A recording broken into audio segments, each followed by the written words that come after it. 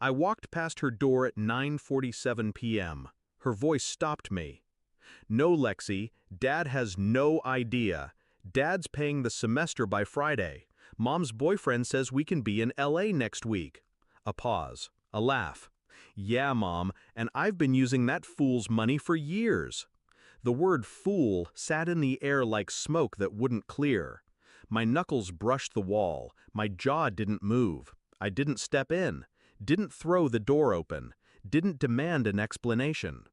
I walked to the end of the hallway and sat in the dark, back against the wall, breathing so quietly it felt unnatural. Her voice was a thread I kept pulling, every word unraveling a life I'd built blind. 3 calls, credit frozen, my name stripped from the cosign, home title locked. No hesitation. That night, I placed an envelope on the kitchen table, tuition canceled, car keys inside, divorce papers dated. The house was silent when I left.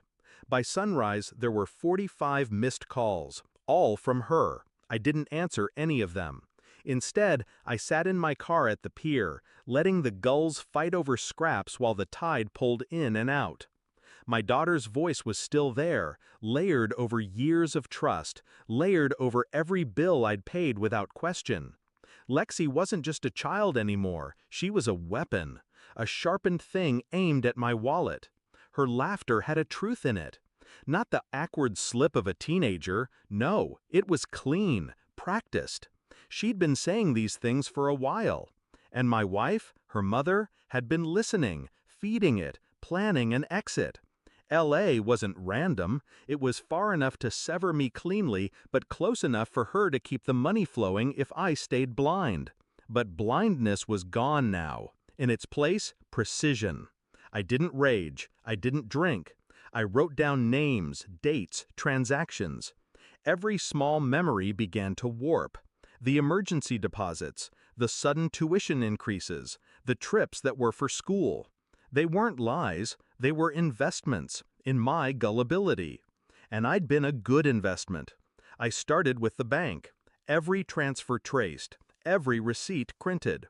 I built a map of theft in neat columns and rows. Her mother's account showed deposits that matched my withdrawals, funneled in small amounts to look accidental. A drip feed I hadn't noticed until now. Then the phone records. Lexi's calls to her mother's new boyfriend spiked after tuition payments. The LA number appeared 3 weeks before the semester even started. I smiled at that detail, planning ahead. How responsible of them. Next came the quiet work. I contacted the registrar. A polite woman informed me that Lexi's tuition had been paid in full by an outside source at the start of the semester. My payments? They'd been redirected for her living costs. Living costs? I requested copies. Had them couriered to my office, not my home. For 3 days, I let them believe nothing had changed. I poured coffee. I asked about her classes. I paid for takeout. Inside, I was tightening the rope. Not to hang them, to pull them. The documents arrived on a Wednesday afternoon, neat manila envelope, neater handwriting. All of it stamped, signed, and legal. Every payment I'd made went not to the university, but into a personal account, her mother's. And from there to joint expenses with the boyfriend, rent, furniture, 2 tickets to LA booked for next week. I drove home. Lexi was in the kitchen. She smiled. "Hey, Dad." I placed the envelope between us. No words. She opened it. Her eyes slowed as they scanned the pages. I saw the exact moment she reached the LA receipts. Her pupils tightened. She started. I didn't let her finish. "You've been practicing that laugh for years," I said. She blinked. It's perfect," I said. "Every mark falls for it once." Silence. Her hands trembled on the papers. I set my phone on the table, pressed play. Her voice filled the kitchen. That night, that call, that laugh. Lexi's breath hitched. "Dad, no," I said, calm, measured.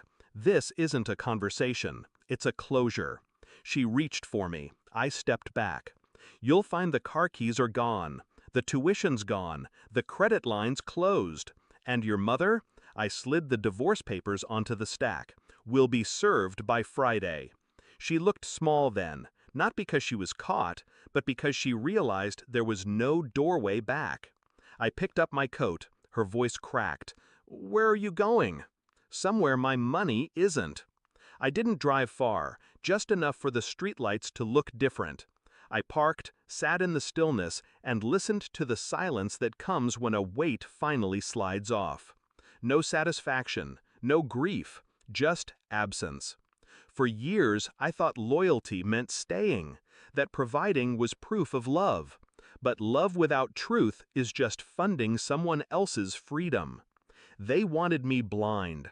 I left them staring at the light. The calls started again. I let them ring. And when the last one ended, I deleted the number I'd memorized before she was born. Not out of hate, out of clarity. I wasn't her fool anymore.